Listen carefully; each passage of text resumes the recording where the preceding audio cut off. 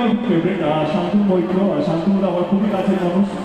অনুপম আমার almost extended family. অনুপম আমার খুবই প্রিয় একজন লিখি থেকে, এবং ওর কলমে যা জোর আছে, ওর কবিতার যা জোর আছে, আমার মনে হয় খুব কম লোকে সেই দক্ষতা থাকে। এবং রতিজিৎ আমাদের সঙ্গে প্রজাপতির সঙ্গে যুক্ত হয়েছে। আমার মনে হয় অ্যামেজিং ট্যালেন্ট। যেই গানটার জন্য আজকে আমরা উপস্থিত হয়েছি, সেই গানটা অনুপমের গান। অনুপমকে আমি সঙ্গে রাখবো, এটা ইজ এ জিনিয়াস। মানে অনুপমের গান শুনে মাঝে মাঝে মনে হয় এই লোকটা শুধু গাইতে থাকুক, না যেন থামে। মানে গলা থেকে আরম্ভ করে ওর লেখার মধ্যে যা দম আছে, আমার মনে হয় যে এটা আমি একটু আগে বললাম, খুব কম শিল্পী আছে। এই গানটা, যে গানটা আমাদের এই ছবিতে আছে, যে গানটি লঞ্চ হবে, এটা আমার সবচেয়ে প্রিয় গান।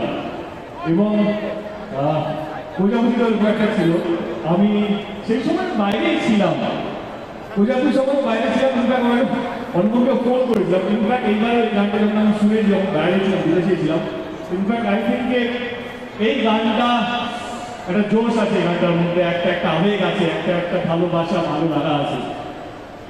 ভাই মঞ্চ তোমার, আগে দেখবো না আগে শুনবো কোনটা?